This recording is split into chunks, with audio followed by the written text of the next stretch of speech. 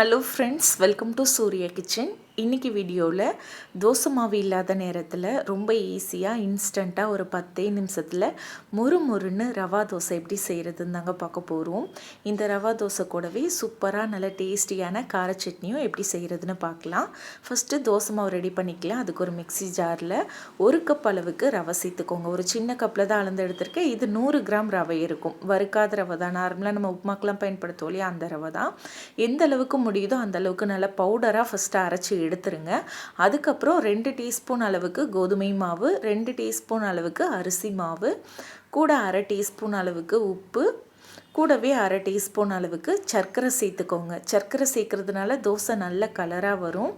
இது கூட 3/4 கப் அளவுக்கு தயிர் சேர்த்துக்கோங்க. அதிகமாக புளிச்ச தயிர் இருக்குன்னா அதை கூட நீங்கள் இதுக்கு யூஸ் பண்ணலாம்.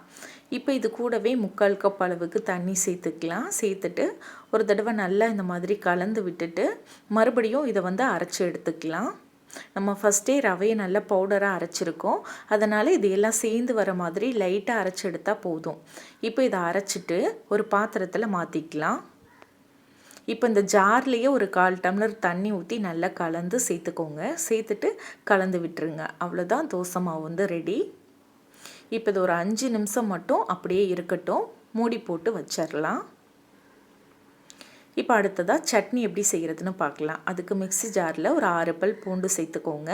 ஒரு பெரிய வெங்காயத்தை கட் பண்ணி சேர்த்துக்கோங்க. சின்ன வெங்காயம் கூட இதுக்கு பதிலாக நீங்கள் யூஸ் பண்ணலாம். இது கூட காரத்துக்கு 3 காஞ்ச மிளகாய் சேர்த்துக்கலாம். உங்கள் காரத்துக்கு ஏற்ற மாதிரி நீங்கள் மிளகாய் சேர்த்துக்கோங்க. இது கூட 3 தக்காளி, நல்ல பழுத்த தக்காளியாக எடுத்துக்கோங்க. தக்காளி சேர்த்துட்டு இதுக்கு தேவையான அளவுக்கு கல் உப்பு சேர்த்துக்கலாம்.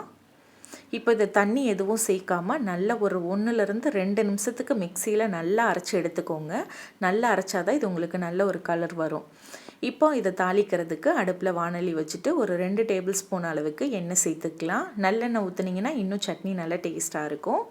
எண்ணெய் சூடானதும் ஒரு 1/2 டீஸ்பூன் கடுகு போட்டு பொரிஞ்சதும் ஒரு கொத்து கருவேப்பிலை போட்டு பொரிய விட்டுட்டு நம்ம அரைச்சி வச்சுருக்க சட்னியை உள்ளே சேர்த்துடலாம். சட்னியை சேர்த்துட்டு அந்த ஜாரில் ஒரு 1/2 டம்ளர் தண்ணி ஊற்றி கலந்து அதையும் சேர்த்துக்கலாம்.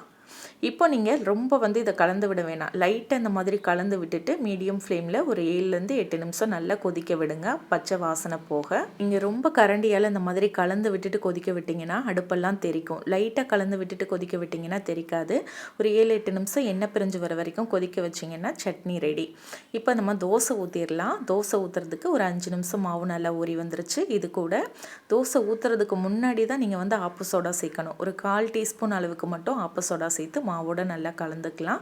நம்ம உடனடியாக ஊற்றுறதுனால ஆப்ப சோடா சேர்க்கணும். அதே மாதிரி இந்த மாவை நம்ம ஸ்டோர் பண்ணி வச்சு தோசை ஊற்றக்கூடாது. நீங்கள் செஞ்ச உடனே தோசை ஊற்றி எடுத்துருங்க. இப்போ நம்ம தோசை ஊற்றிடலாம். தோசை ஊற்றுறதுக்கு நல்லா தோசை கல்லை சூடு பண்ணிக்கோங்க. கல் நல்லா சூடானதும் இது மாதிரி ஒரு கரண்டி மாவு எடுத்து ஊற்றி நல்லா பேப்பர் மாதிரி நீங்கள் தேய்ச்சிக்கலாம். சூப்பராக வரும் தோசை. இப்போ பாருங்கள், நல்லா அப்படியே ஓட்ட ஓட்டையாக வருது பாருங்கள். இதுக்கு மேலே லைட்டாக எண்ணெய் ஊற்றிக்கலாம். எண்ணெய் ஊற்றிட்டு மீடியம் ஃப்ளேம்லேயே நல்ல தோசையை வேக விடுங்க. நல்லா வெந்ததுக்கப்புறம் மேல் பக்கம் பார்க்கும்போதே தெரியும், மாவு இல்லாமல் நல்லா வெந்ததுக்கப்புறம் இந்த மாதிரி அப்படியே மடித்து விட்டு எடுத்துக்கலாம். நான் திருப்பி போடல, உங்களுக்கு வேணும்னா நீங்கள் திருப்பி போட்டுக்கோங்க. அவ்வளோதான், பாருங்கள் இவ்வளோ சூப்பராக நல்லா மொறுமொறுன்னு தோசை வந்திருக்குன்னு. இதே மாதிரி நீங்கள் ஊற்றி எடுத்துக்கலாம். இதில் உங்களுக்கு ஒரு 5 தோசை வரும் இந்த சைஸுக்கு. அவ்வளோதான், சூப்பராக நல்லா மொறுமொறுன்னு தோசையும் நல்ல டேஸ்டியான ஒரு கார சட்னியும் ரெடி.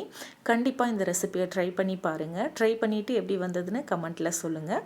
பிடிச்சிருந்தால் லைக் பண்ணி ஷேர் பண்ணுங்கள். ஃபஸ்ட் டைம் வீடியோ பார்க்குறவங்க சப்ஸ்கிரைப் பண்ணிக்கோங்க. தேங்க்யூ.